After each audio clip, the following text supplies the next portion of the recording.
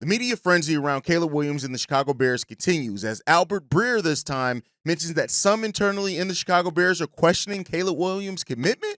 Do we believe that or not? We're going to talk a little bit about that. Plus, Montez Sweat talks about his disappointing season and some doubt around him. We're talking about all that and more right after this. You are now tuned in to Chicago Bears Central, your number one place for all Chicago Bears news and content.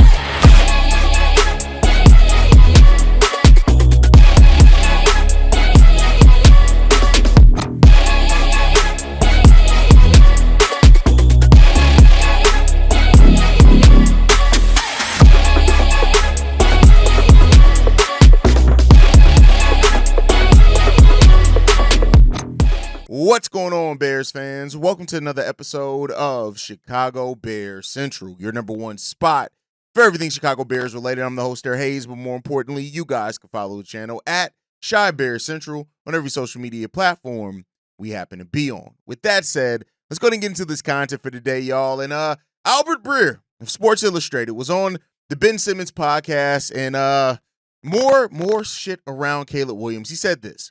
It's kind of like asked what they're working on with Caleb, and the stuff and they've been working on was really how you carry yourself as a franchise quarterback and the command that you have to be a franchise quarterback. And basically the point they were trying to make to him is last year was a tough year. We understand. Your offensive coordinator gets fired, then your head coach gets fired. Your offensive line wasn't very good. We get it. It's like, but if you're lying on the ground, you know, for an extended period of time, you're not picking yourself up off the ground, that's going to resonate with the rest of the team. That's the sort of thing that's going on. So it's like you need to be popping up off the ground after hits. Now, this is not the first time that we heard this. This is not the first time. This actually came out a couple of days ago, right? And the thing that I'm going to say here when it comes to this is that right now, like I said on yesterday's, after Acho had to talk his shit, was that Caleb Williams is an easy target right now.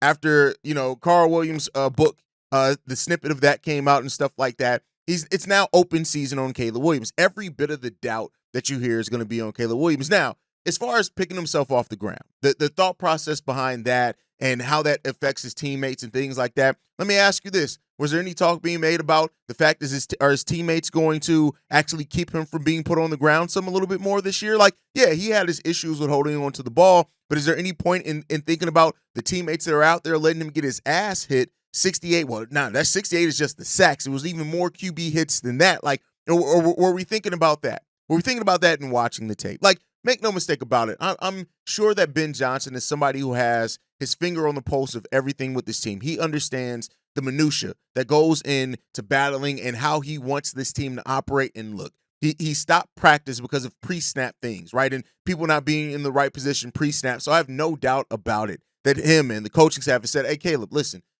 tough year, right? Tough year. I get it. It sucked, right? And I'm sure they said in something like that, hopefully the thought is you're not going to be on the ground as much this year. But you got to rally your guys. You are a franchise quarterback. And I understand it some, right? I understand that it's rooted in you are the guy, right? You are the quarterback. So how fired up you get, that directly correlates, and that's going to get your players a little bit more involved as well, right? We've talked about the same thing with DJ Moore and sometimes his body language and those type of things. So I have no doubt that the coaching staff is looking at everything. But my question just is like, why is it just always so much painted as like a negative thing? Like even the headline, like Bears coaching staff has issues with Caleb Williams' demeanor. It's really not that. I wouldn't consider that a demeanor thing. I think that's hey, yeah, stop feeling sorry for yourself if that's even what you want to call it. Like get up. Like you got to get up. You got to get up because every time you get up, the offense gets up. I understand all of that. And this it's much ado at this point. It's just grinding out the same fucking points every single time you talk about this Bears team, and it's like, I get it. The Bears are in a position where they have to be better. We have to, like, as a franchise, it's been down. But it's just so much little nitpicky bullcrap that it's just like, come on, man. What are we doing? What are we doing here?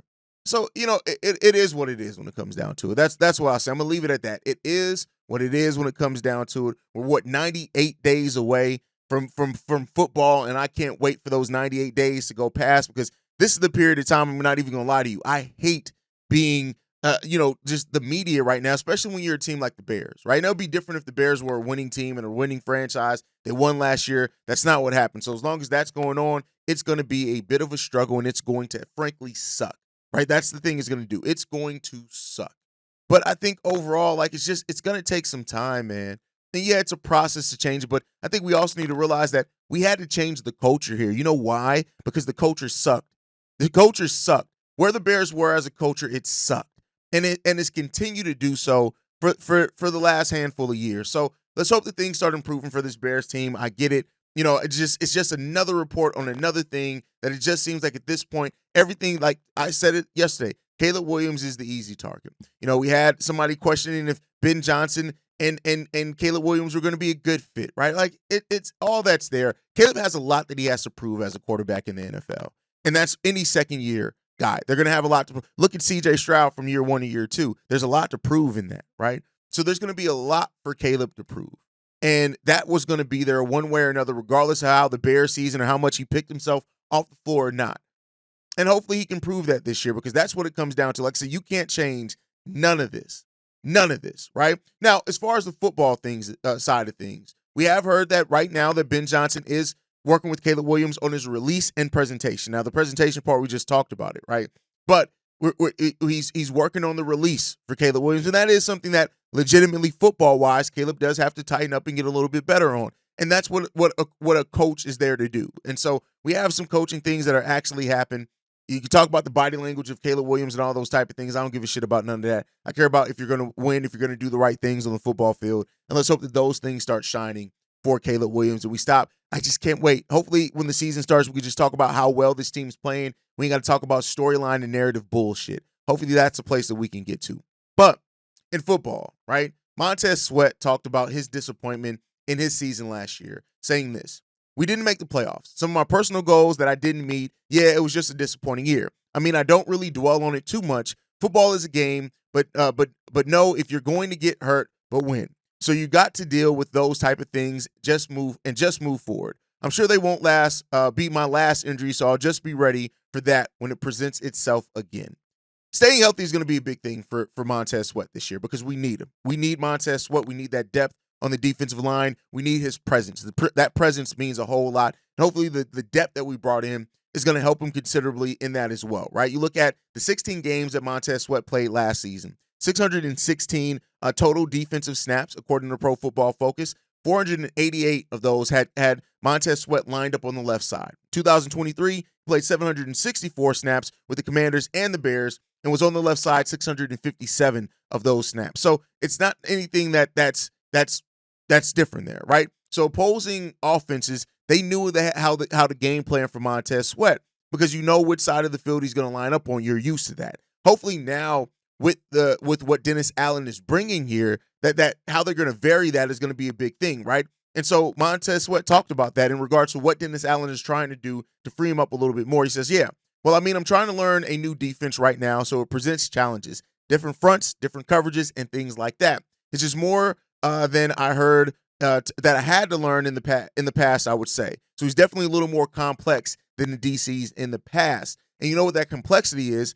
It's a complexity that we talked a lot about with Dennis Allen. He's gonna mix things up. Now, you don't want to get too gimmicky with it, but he is gonna flip the sides. He's gonna do those type of things.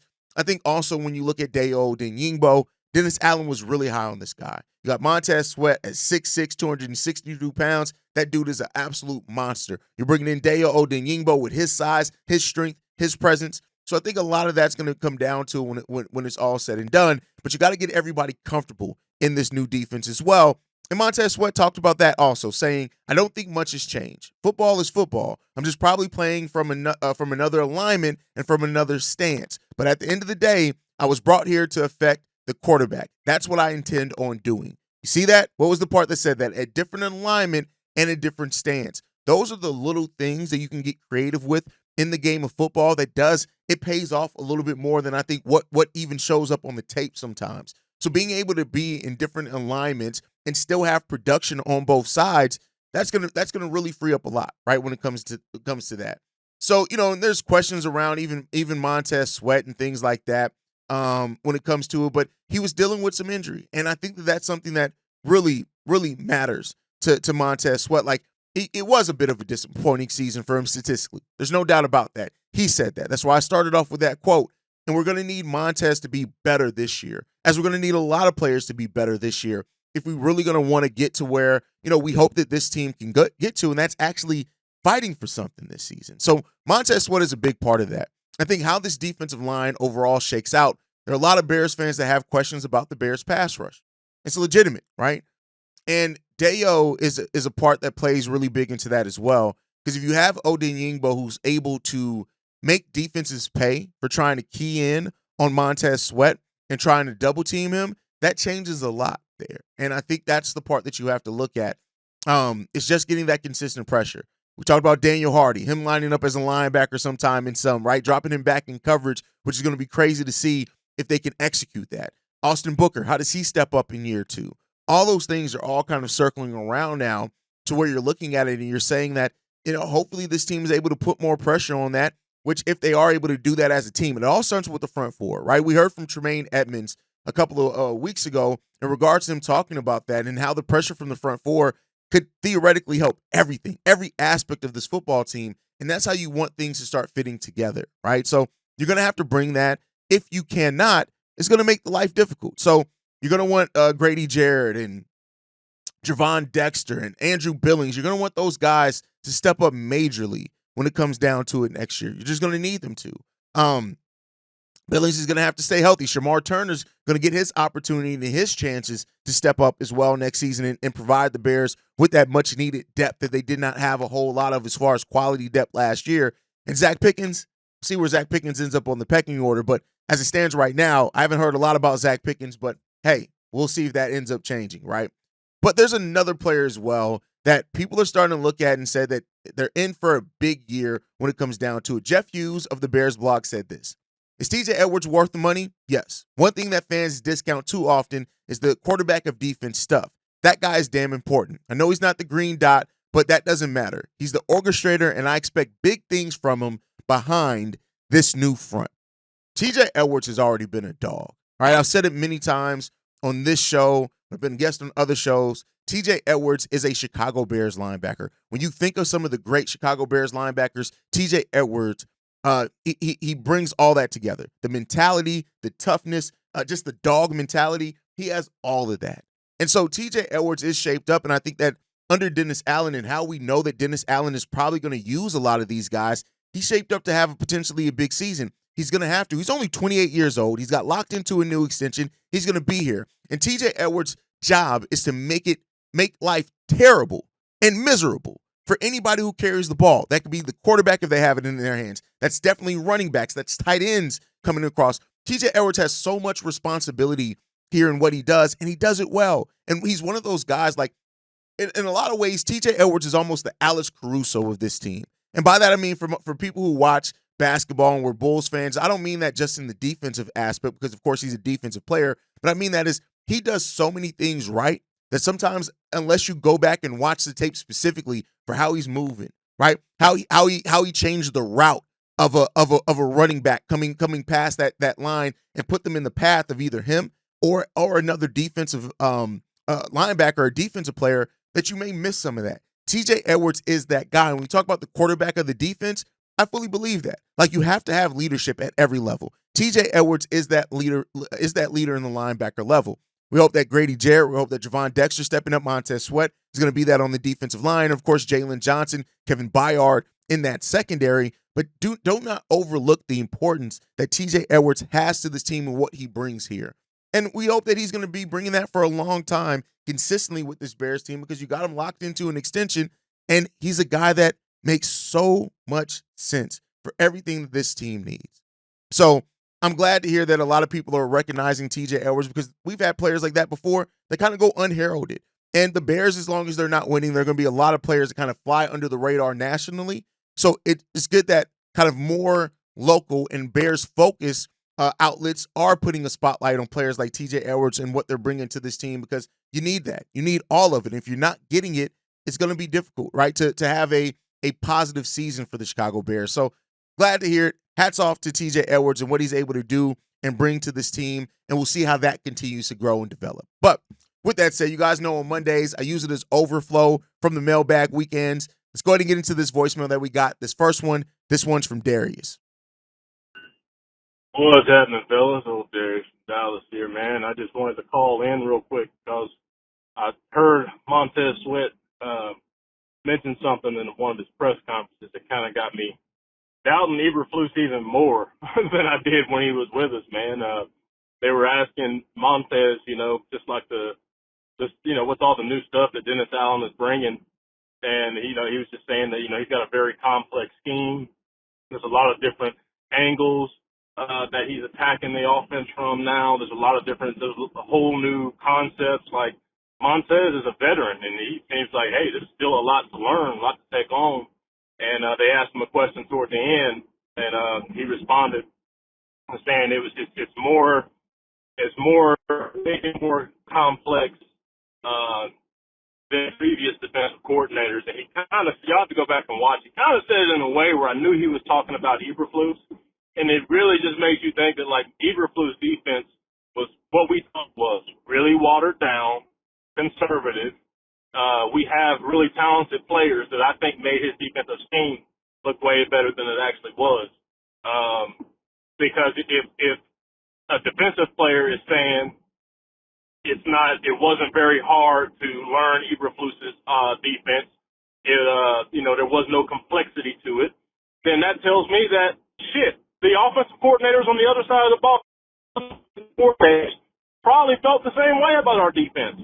Probably felt that it wasn't hard to figure out our defense, which is why we get beat by stupid shit like quick slants and runs right up the middle, because there was nothing complex about our defense. I don't like to keep harping on Eberflus, but that just goes to show me that I think we were a little delusional maybe about how good Eberflus, how good his scheme actually really is.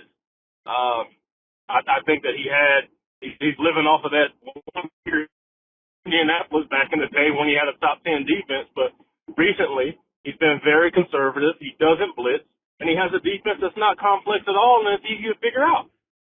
He doesn't move guys around and attack guys from different angles. I expected to see Tremaine Edmonds be used a lot differently than how he ended up being used. Maybe we're a little too hard on Tremaine. Maybe Tremaine's got all the ability to be a Pro Bowl linebacker, but Eberflus is lame ass just having him drop back in coverage. But let me know what y'all think about that, man. That just kind of irritated me a little bit, but I am excited about what Dylan Allen is bringing. Let me know what you think. Texas up, bear down. That's kind of what we got at in the first segment for sure, is that there's going to be a lot more complexity to this defense this year than what we had last year. And I for one am welcoming of that hugely. Like I think what we have as far as the fronts here is gonna be important. How we vary those things up, the different looks that Montez Sweat, and honestly, Darius, and this isn't even a shot at you, I'm surprised that you didn't feel like it's gimmicky. Like, it's important when you make offenses think and wonder what you're going to do. That's going to be an important thing. I think that's what we're going to see here, is that we're going to see the ability to kind of keep everyone on their heels, right? That we're going to keep defense, like I said, dropping Daniel Hardy back into coverage sometimes. That's crazy. Bringing in Kyler Gordon and basically lining up as a linebacker with a bunch of other defensive backs out there, you're going to have to look at everything. On top of us being more aggressive with the blitz packages as well, all those things are there, right? All those things are there. And so I think, like, to your point, Tremaine Edmonds is going to be used differently. TJ Edwards is going to be used differently. Montez Sweat's going to switch sides a little bit more. You're going to see a lot of all those things, and hopefully that all pays off in the Chicago Bears defense just being a lot more fluid, right? And being a lot more, as far as aggressive, and making offenses think about what they want to do and what the Bears could do. We did not blitz a lot last year, and the lack of blitzing, it allows teams to feel a little bit more comfortable than I would like them to feel, with now having the ability to throw out different looks and different fronts to make them think, hey, are they going to blitz? Are they going to drop back in coverage? What are they going to do here? Is that Kyler Gordon as a linebacker? Is that Daniel Hardy as a linebacker? Hell, all those things that play in it. Ruben Hippolyte with his speed, what is he going to do if he's out there as a linebacker? That's what you want to see happen. And as long as that happens and that's what this team could do, it's going to get crazy out there. And I mean that in a positive way. You want to be able to cause chaos for opposing offenses. And to do that, you got to play the chess match. And Dennis Allen is a coach that is going to play that chess match. And I can't wait to see how that continues to go and develop for this team, man. Let's see what's going to happen, see how it goes, and hopefully it pays off in the Bears' favor. All right, let's get into this next one, this last one for today. This one's from Milton. Yo, Haize, Bobby, C-Dub, Steve-O, Big Kel, them Cognac boys, what it do? It's your man, Milton the Dark Knight, calling from Virginia Beach once again, and on the ride, like the movie title says. Hey, it's been a minute since I gave y'all a holler. It's about 2-3 months before the draft started and everything. Hope all is going well with y'all. I see y'all getting them videos out like you always do. I always love your content. But yo, since like the title says, The Dark Knight Rises, this Dark Knight got a couple of questions that rose up in my mind, and I wanted to ask y'all honest opinion on. Number one, what do you think if this season goes and plays out, for the sake of argument, it plays out, Rojo and Jaquan Brisker, they come in, they ball out, they both played, they didn't miss that much time, they got injured, maybe they missed a game or two, but they still balled out for the majority of the season and everything.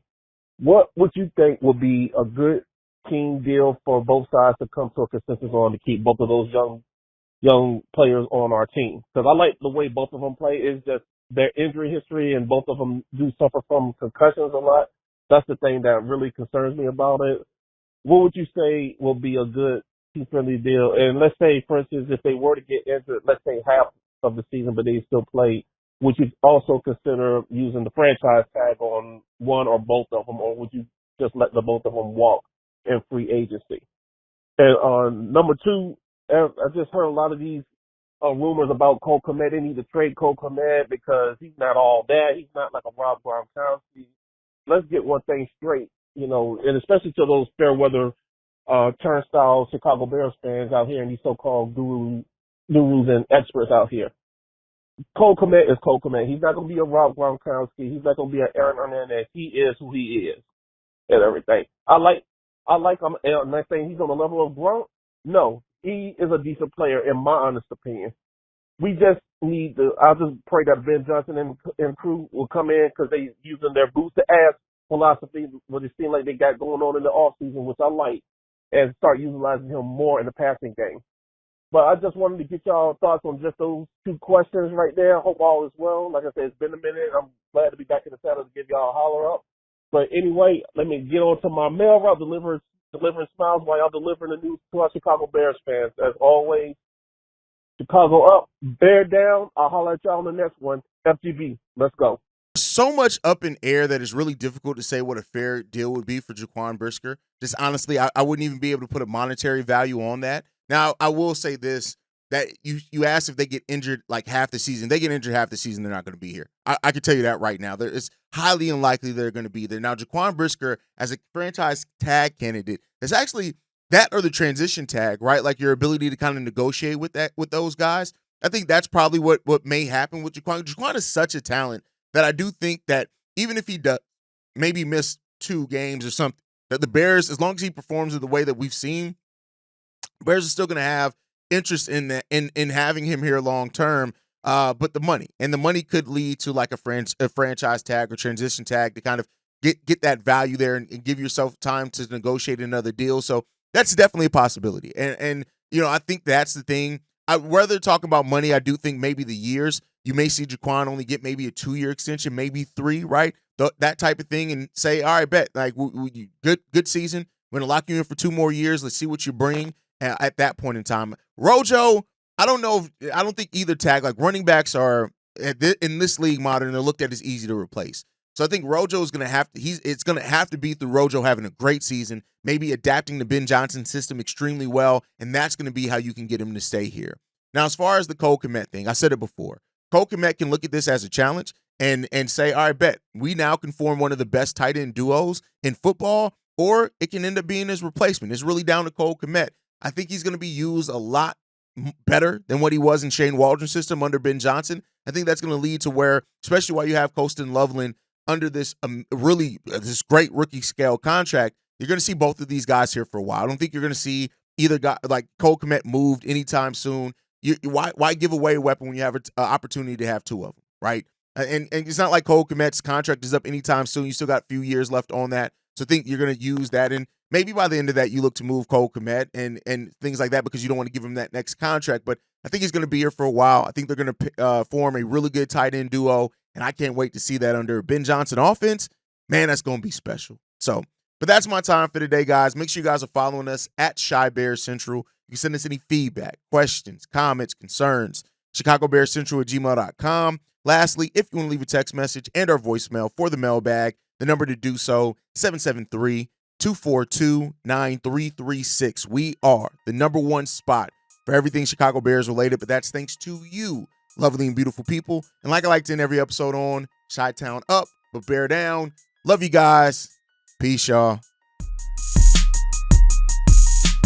This has been a presentation of the Break Media.